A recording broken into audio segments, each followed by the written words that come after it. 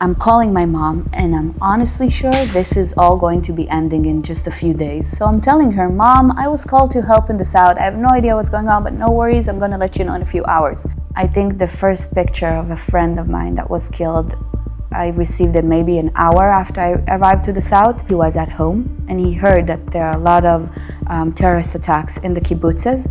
He packed a bag from his home and went straight to the Nova Festival. At first, he was attacked by terrorists. He managed to eliminate them, and while talking to with his unit on the phone, he was attacked again by terrorists. I'm going inside the kibbutzes for the first time to help evacuate the families. You keep thinking about maybe there's another terrorist that's going around that we don't even know. Maybe we should do something more. And we have found terrorists without their weapons anymore, just hiding even 48 hours after. I was diagnosed with PTSD. My body didn't feel safe anymore. My body felt like there's a threat that I need to look over my shoulder all the time. And to start coping with this was talking, but also it was starting to realize that you can rewrite your story through remaining strong and helping any way you can. I actually went to help re-innovate the school that was hurt by the terrorists in the southern area of Otef Aza. So many young people, what are they focused on? They're focused on just their own self-interested pursuits. And here you are, someone that for months has put your life on the line for your fellow Jews, your fellow Israelis. And in the aftermath of that, you get PTSD, and what's your response? I'm going to volunteer in a school.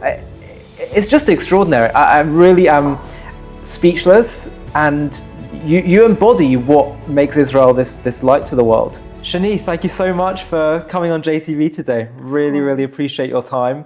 I want to, of course, talk about your story of October 7th and the aftermath, but tell us a bit about your really interesting life story before that, a bit about your background, who you are. Tell us. Of course, and thank you for having me today. My name is Shani Aharon. I'm a born and raised Israeli. You can probably hear it on my accent just a bit when it comes to how I speak. I'm 28 years old, and I was born in Rishon LeZion. It's just southern to Tel Aviv, and I was born to half Yemenite, half Indian family. So my grandparents came from India, from Mumbai and New Delhi, and also my grandparents from the other side came from Yemen. But I thought Zionists are all white European colonizers. I know, right? It's like, it's a conception. It's not the first time people are asking me, wait, but are you a Jew?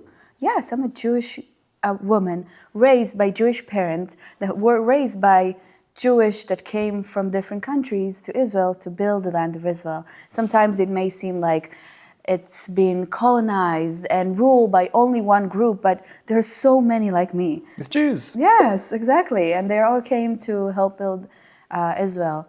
And so I grew up in my home on the values of Ahavat Adam, the love of land, the love of human, and Ahavat Haaretz, which is the love of land. And for me, it was so natural to be living and hearing different languages when I grew up. It was English, it was sometimes Arabic, it was a lot of Russians that came through a few different aliyahs to Rishon LeZion and settled there. Wow. Yeah, and 3 of my best friends from kindergarten are Russians, so I grew up also in their homes, and they grew up in mine, learning the cuisine. Wow. So it was quite interesting. I had an amazing childhood, and for that, I'm also an older sister. I have 2 siblings, Lihi and Itai. Both of them are serving in the army. So when there came a time when I was 17-year-old, and I knew that the next year was going to be the year I will be drafted into the IDF, it's kind of like a very broad question that every 17-year-old Israeli is asking themselves. What do I want to do in my service? Because you can help and protect in so many ways. You can be a medic, you can be a cook. And for me, my path was, from what I saw could be the most meaningful thing, would be to be a combat soldier. But combat is a very complex word because it's mainly the purpose of being a combat soldier is protecting. It's being on the borders of Israel, protecting the peace of the kibbutzes that are around the border, and just helping to navigate everything in between. It was that sometimes we even helped when we opened the trips, the trails for citizens to come and travel, and we just needed to keep that everything will be safe there. So I was drafted in November 2015. Seems like a very long time since then. To a unit that was a co-ed unit, men and women serving together. So right from my first moment in the IDF, I served with men and with women, all 18 years old like me. We didn't have any background experience. And we, at the first few months of our training, we mainly focused on learning the basics. So we crawled, we ran, we did so many things that were physical but also educational. We learned about values and how we can protect. In that way, I have to say, after 2 weeks, I quit. I didn't want to continue. Really? I was so afraid. I was Really? so scared, you know. It was a very intense experience physically. And for me, I thought I won't be able to make it. And my commander, his name is Wiam. He comes from a Jewish community up north of Israel.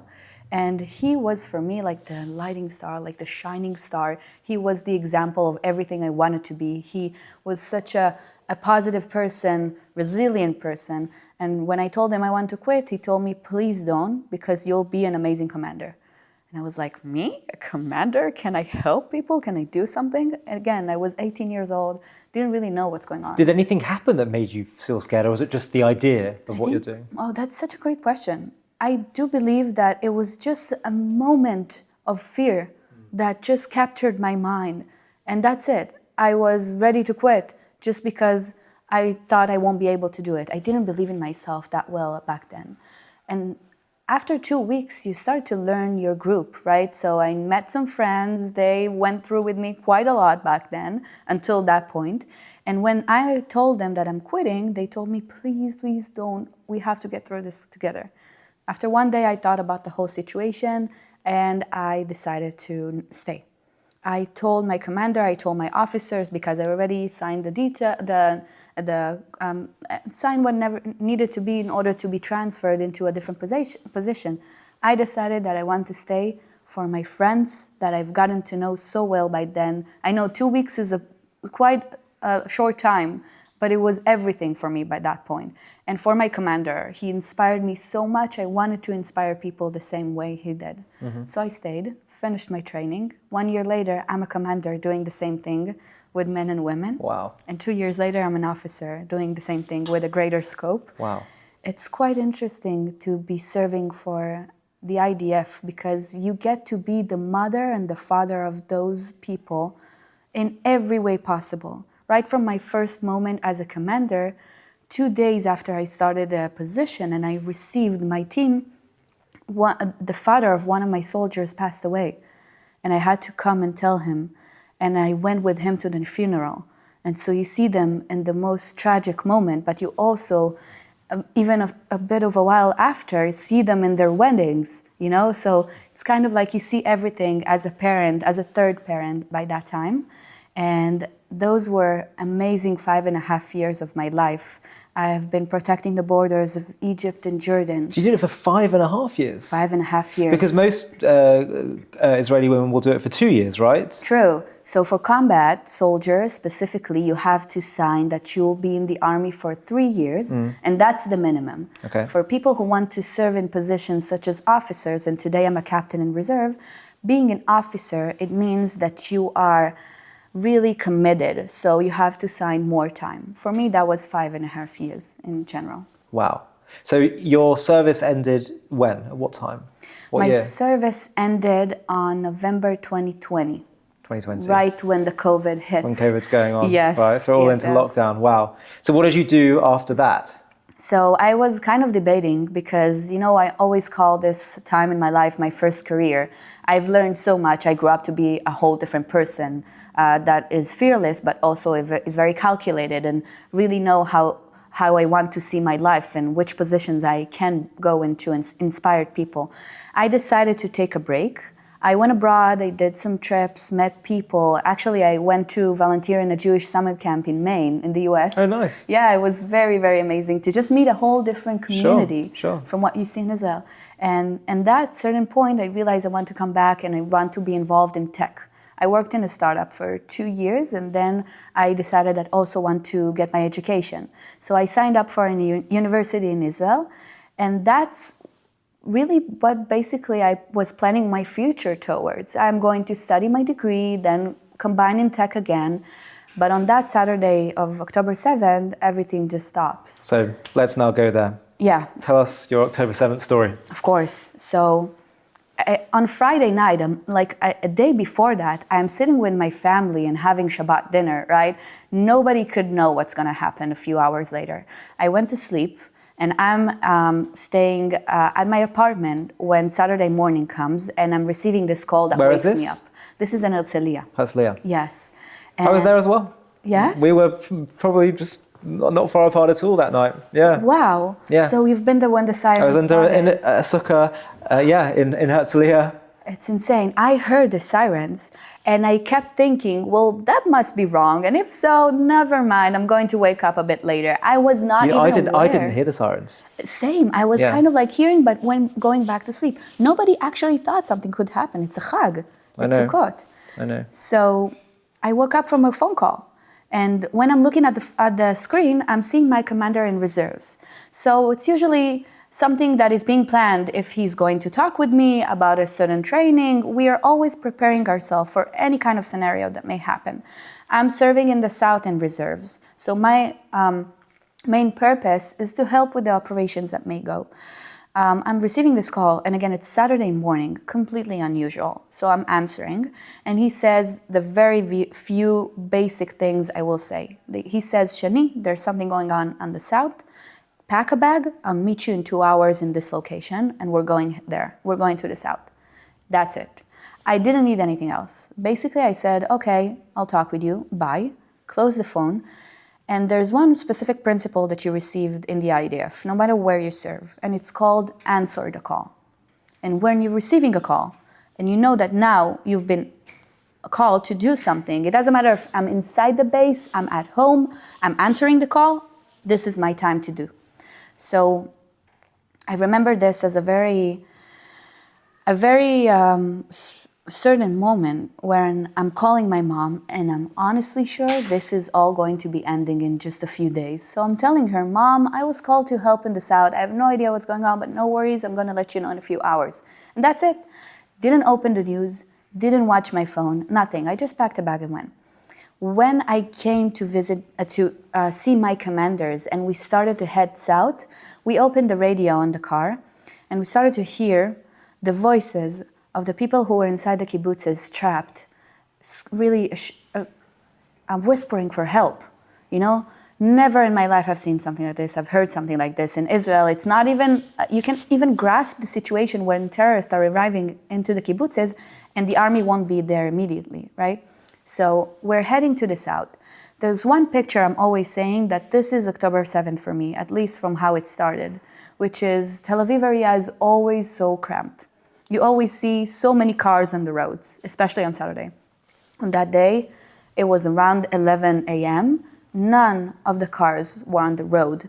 It was so empty. It was really not only disturbing, but silent. And when it's silent, it's very... eerie. Yeah. You started to feel this sense of something is not good. Something very wrong is happening right now. So we hear the voices on the radio, and we're on our way to the south in the empty roads. The first picture that in my mind really symbolizes the before and after is when I'm seeing on the empty road an army vehicle. And this is not something that the army usually do. It doesn't put just any vehicles on the civilian road. But this vehicle is packed with combat soldiers, geared up, helmet, vest, weapon, everything. And they're so cramped behind on the trunk, ready to go to fight in the kibbutzes. For me, that was the moment that I realized, oh my God, we're in such a situation, such a bad situation. And second principle, you're always saying about the IDF, there's kind of a light switch. When it's being turned on, you're immediately going inside yourself in your nervous system from a flight mode into a fight mode. And when you're inside fight mode, you don't think anymore about, oh my God, what am I going to do? How am I going to do? No, you have a mission. And when you're finishing this mission, the next mission comes and the next mission comes. So when I saw this vehicle, for me, that was the before, and then the after was a complete fight mode. I realized, okay, first I need to realize where are our forces on the ground? How do we reach them? What do they need? So a few hours later, because Israel is a small country, to think about it, a few hours later, 2 hours later, I'm in the south. I'm trying to help to the forces who are already battling in the field. I'm gearing up myself, and with my commanders, we're trying to come up with a plan. How do we help, but also how do we pass the message to the other forces what's going on, because it was a complete chaos. So it's kind of like communicating to the people on the ground, but communicating to the people who are around us. So on that point, fight mode, right? In fight mode, you don't really get the time to think or feel emotions. I think the first picture of a friend of mine that was killed, I received it maybe an hour after I arrived to the south. It was a friend that served with me in the same unit. He was still in service. And all of a sudden, a friend shows me his pictures and telling me, he's dead, you can't tell anyone. Because what happened to him? Unfortunately, on that moment, what happened was that he got up on that day, he was at home, and he heard that there are a lot of terrorist attacks in the kibbutzes. He packed a bag from his home and went straight to the Nova Festival. At first, he was attacked by terrorists. He managed to eliminate them. He continued with his car towards Road 232, which was the way to the kibbutzes and the Nova site. And then he picked up a soldier to help him to arrive again to another location, southern. He dropped off this soldier, and while talking to with his unit on the phone, he was attacked again by terrorists. Wow. By that time, they heard on the phone the terrorists, unfortunately, killing him and speaking in Arabic with them on the phone. On that way, we knew that he's either kidnapped or being murdered, and we could not say this or mourn about this, because on this point, you don't even know his family is aware. Again, it's chaos. So she shows me his pictures and she's saying, don't tell anyone, but I know you've been a friend of him. So just for you to know. I'm seeing his pictures and I'm realizing, okay, he was in battle. So many more are also in battle. So in the next couple of hours, I'm receiving pictures of beloved commanders who also fought, and unfortunately were killed on this day, but with a remembrance candle next to their picture. So you can't even grasp it. You know, you see a picture of somebody that you used to love, being inspired by, and then this remembrance candle, and you just need to keep going. So when I received those pictures, I made a list. Up until this day, this list is in my phone to remember me, to remind myself of events that it's sometimes really hard to go back and remember.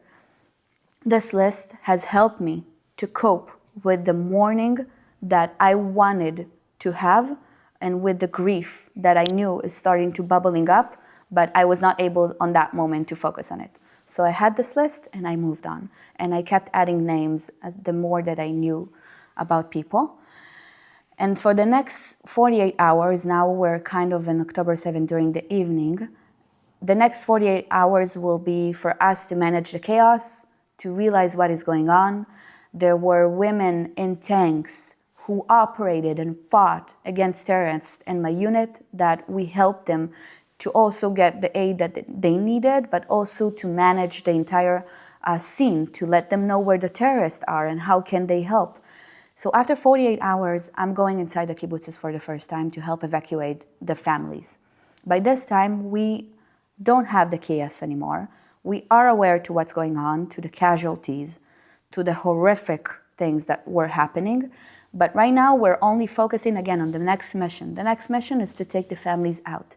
And when we're taking them out, it's kind of a sense of relief, you know? You know that right now you're able to do something active and not only to be responsive, but also to be able to manage your step ahead in order to ensure the safety of people. That was my first 72 hours of October 7th. Wow. So what happens then? What do you do after that? What is your mission following that? Then you first let your soldier eat, sleep, do the basic things that they need. Did you have much time to sleep in those 72 hours? No. it's more than just not much time to sleep. Your body is not able to sleep. Yeah. Your nervous system is so alert. You Yeah. keep thinking about whether should I sleep or should I do this or should I tell them that or maybe there's another terrorist that's going around that we don't even know. Maybe we should do something more. And we have found terrorists without their weapons anymore, just hiding even 48 hours after. It's insane to think, but they were just hiding. So we knew the threat is not completely eliminated, and so your body is really not able to relax. Only 3 days after, we were able to say, okay, let's have a moment. I'll tell you a story about those 72 hours. I was on a night watch in a specific area in the kibbutzes where we needed to just relax and let people really have as much sleep as they could. So I stayed up all night. And I kept hearing from all around us those missiles that being intercepted. So we were close to the border, and by that time, I'm just thinking to myself, thank God we have the Iron Dome. Thank God we have something that could protect us right now. So when people are starting to wake up, I'm turning into a fellow officer, and I'm telling her, oh my God, there was so much missiles in the night, so many intercepts. And she told me, and I'm sorry for that, but she told me, Shani, are you okay? Because there is no Iron Dome here. You heard the missiles falling down around us. And in that time, I realized my mind is all about making me feel safe. My mind is all about protecting me, not even making me think there's something that could threaten me because I have to remain strong. So even in my nervous system, my mind tried to navigate the story towards something that won't be threatening. Yeah. So in that moment, after 72 hours, you start to calm down. You realize the threats. You realize what's going on. I got some sleep. And after that, we started to plan for, I would say, maintaining the peace in the area. We started to receive those boxes of aids from Israeli citizens, but also boxes of gear or anything else that we needed. And I remember one moment that made me cry for the first time. It was when we received these boxes of sandwiches and with a handwritten note that was written in English. And it says, for our dear soldiers, please come in peace and go back in peace. And for me, that was this incredible moment of gratitude that I was not able to experience up until that time, Sure. You fear, and you're focusing, and you're in a threat, so you're still in this zone, but then you realize that there's a bit of joy in this entire catastrophe. Yeah, it's the contrast of all the isolation, the fear, the attacks with this love and this incredible support. It just was the most surreal time. And I lahavdil, as they say, could never even begin to imagine what you were going through on the front lines of all of this. But I just think from my own perspective, I couldn't sleep for days, and I'm just because I'm receiving all the news and looking at it, and I remember being so grateful for that Shabbat after a week, because finally I was forced to have my phone off, and I'm just like, goodness me, how much more so, like, I don't know, it must have taken weeks, like months to fully wind down and process all of this. Wow, I think you're absolutely correct on the amount of time. We didn't even realize it back then. It was all about like finding those moments of joy, maybe a good sandwich and everything. But it was only after a month when I drove back home for the first time. I actually said hi to my sister. She was also serving. So seeing her for the first time was my moment of realizing, oh my God, I need to process what has been going on. Yeah. We've been working, not able to process. When I saw my mom after 1 month, it was for me such a breath of fresh air. And like Shabbat, when you get to wind down, when you get to process all those things, I believe that it just took us more of a time to realize and leave the shock area into the kind of realizing area. But up until this day, I'm not really sure we're fully aware. I think for me, I would say personally, it took a while to even start remembering those days, Yeah. I have to ask this, and I feel sick to my stomach for asking this, but there are these ridiculous, absurd conspiracies and conspiracy theorists out there that say Why did it take so long for the IDF to respond to the Hamas invasion? And they tried to suggest that that somehow implies that there was some kind of conspiracy to let this happen so Israel could have some kind of... It's sick, and I'm honestly so tired and bored of them because I see how all these conspiracy theorists, they just get more and more ridiculous and lazy and pathetic with their explanations. For sure. But just for those who are curious, I'm not trying to answer them, but those who are curious, it sounds to me like from what you're saying, Israel did actually respond and react pretty quickly. Is this a misconception that it took so many hours for Israel to get there to the south? That's a great question. I honestly think that everybody who could help, once we've heard what was going on, we were on our way, you know? And again, I'm not aware to the process of realizing what was going on inside the army. I'm a reservist who was called to serve on that day. But I can tell you that from every angle and every friend that I talked with on that day, when we realized what was going on, we were already on our way. Yeah. And I think that is something that needs to be mentioned in order to understand the Israeli resilience and Israeli strength, because we are all Am Echad, and we are all understanding that once something is going on in our country, we will come to protect. And with the IDF responding, I heard a lot of stories as well. It's quite interesting to even start to realize what was going on, and I'm very hopeful that in the next year or so, we will have the full story from every different angle. My friends who were called and were in service were answering this call so quickly. Some of them lost their lives because of it, because they responded and they came into the ground and they were fighting with the terrorists face to face.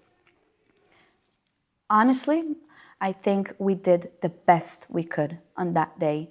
With everyone who heard about the threat, we came as fast as we could. And that's my answer to all those conspiracies, because people who were not there can't really grasp the amount of chaos that was. Right, which is why I feel sick even asking the question, because it's just, people sitting there halfway across the world making these ridiculous assertions. It just feels so crazy, but we have to get the truth out there.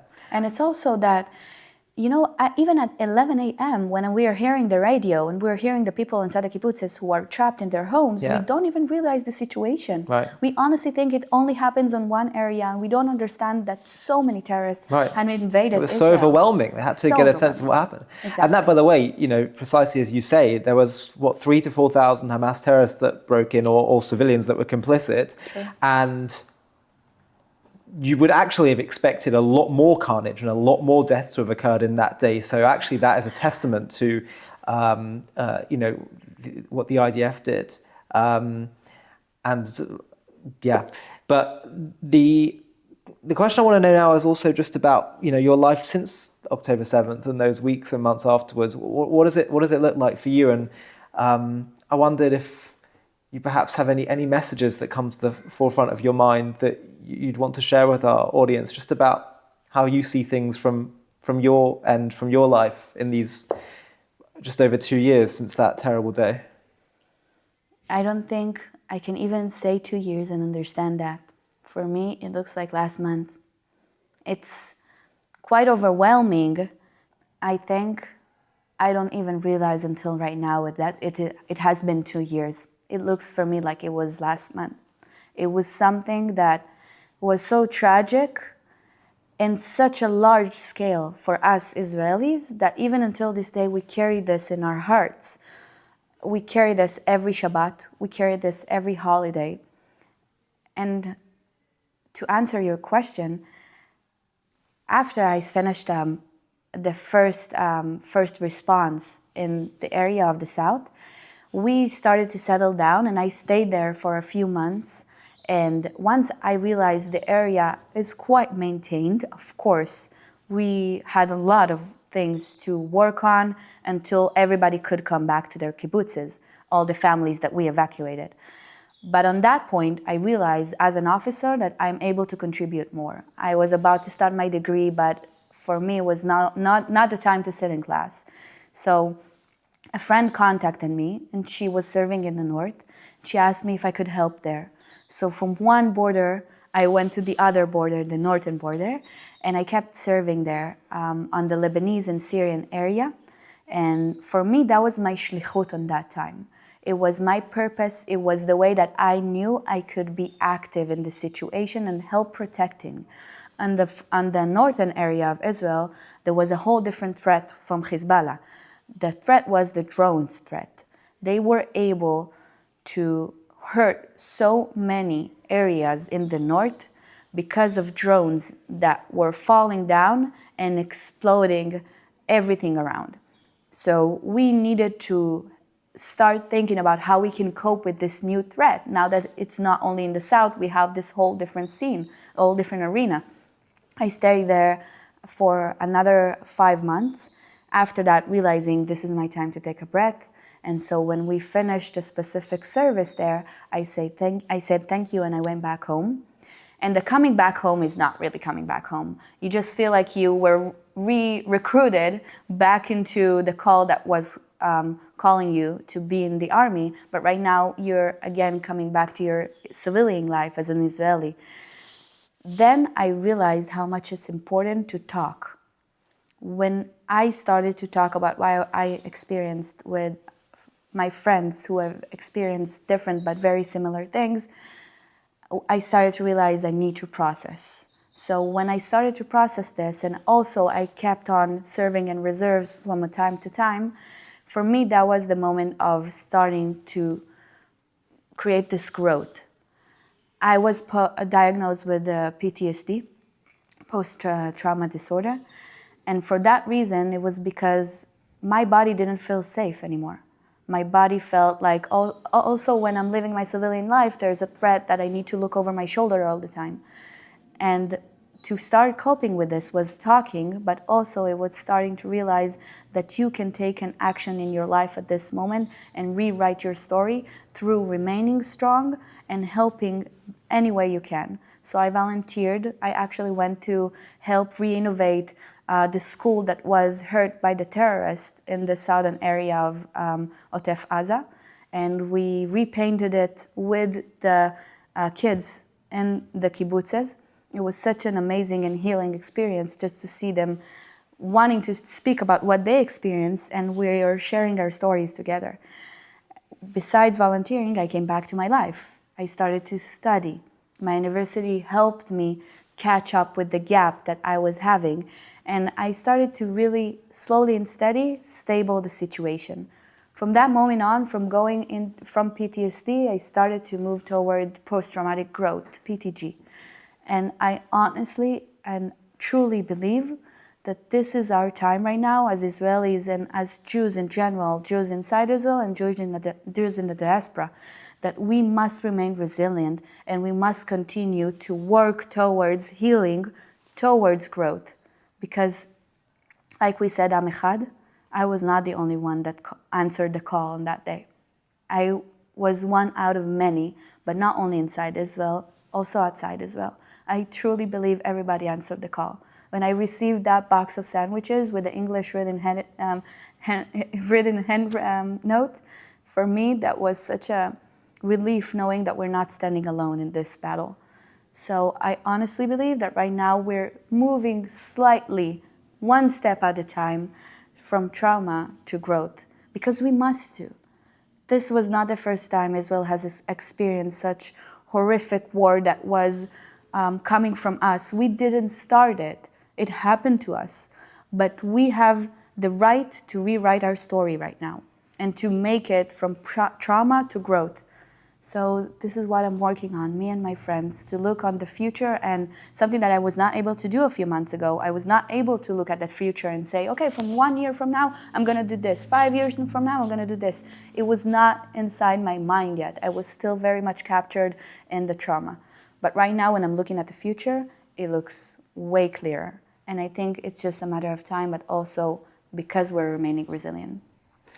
Shani, you're just extraordinary. One of the things I was thinking about as well is so many young people, particularly in the West, if I contrast that with young Israelis. What are they focused on? They're focused on just their own self-interested pursuits.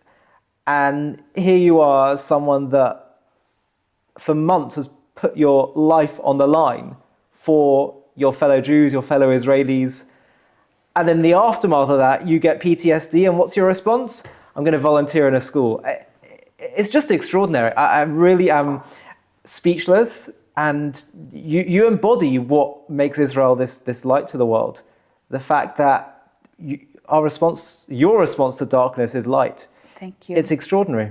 Thank you. I honestly, truly appreciate it. And I feel like it's such a mechanism for us, to not stay inside the pain, but to go through the gratefulness or the small moments of joy in life, In that way, Israelis, we keep laughing at things, not in a bad way, but just like to help change the environment and the energy in the room. Israelis really love to have a good time. Israelis really love to be social. And it's just because we know the power of a group. That's something I may have learned for the first time in the IDF, but some people have been learning that throughout their life in Israel. The power of a group is such a strong power. I don't think that's something that we can say about an individual as much as we can say of the power of the group. And in that way, we also start to realize right now as Israelis that we've been caught inside a bubble for a while. Like, we didn't know about Jewish communities in the world as much as we know right now. We didn't know about your struggle. We didn't know about the efforts that you're doing in order to have a Chag dinner. For us, it's so obvious. Of course it's Sukkot. Of course we have a holiday. But now the bubble has been burst. And now we start to realize we need to count on you as much as you're counting on us, because one cannot exist without the other. Yeah. I heard one of the hostages that was released years ago in the first round of releases. She understood Arabic, and in the days after October 7th, Israel was very unified. As you know, we were in Am Echad at that point, and it was extraordinary to see the unity that was seen on the streets of Israel, in the army. And she overheard one of her Hamas captors saying to another terrorist, "These Israelis are scary when they're united." And I think we are. We are, but not scary. We're just undefeatable. Yeah, we are wherever we are, whenever we are. It's just the Israeli people and our values have been grown from years, hundreds of years of Jewish heritage. It's not only us. Yeah, we're facing it face to face every day. Yes, still, we have a lot to work on, a lot to deal with. We are very much aware of it. But the fact is, we are sharing the same values of unity, of resilience, of remaining strong wherever will come at us. Because eventually, we're not staying in pain. We're always working, like I said, towards the growth. So I believe we'll see how things will turn out, but it doesn't matter. We'll create our reality. We'll create our strength inside it. Absolutely. Well, Shani, I think you're going to be a massive inspiration to our viewers. And thank you for your time today, but more importantly, thank you for everything you do for the Jewish people. Thank you for having me today. Thank you so much. If you just hold on for a moment, there's something big I wanted to flag with you. We talk a lot about the forces lined up against Israel today, but there's one power, one massively influential player that almost never gets spoken about openly. A state that smiles at the West while quietly empowering Israel's enemies.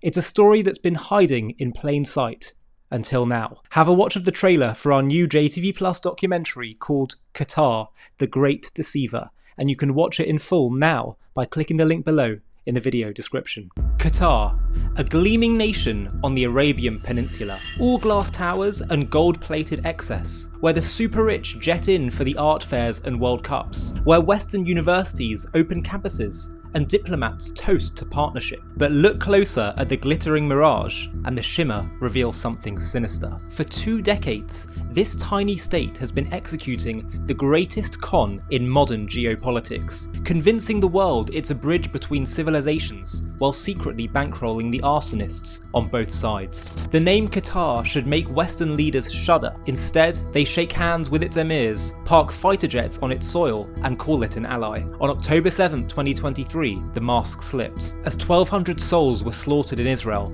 in a symphony of savagery orchestrated by Hamas. The world saw where the terrorist leaders live, not in tunnels beneath Gaza, but in luxury villas in Doha, under Qatar's protection. And as the bodies were being counted, Qatar's leaders didn't condemn the massacre, they called for restraint. This is the untold story of the Gulf's master deceiver, how a nation smaller than Connecticut is playing the West for fools. As you are watching this, billions are flowing from Doha into extremist networks, while Western elites cash Qatari checks and sing its praises. In this JTV Plus documentary, we follow the money, we expose the double game, and we ask the question that should haunt every Western capital: how are we letting them get away with it?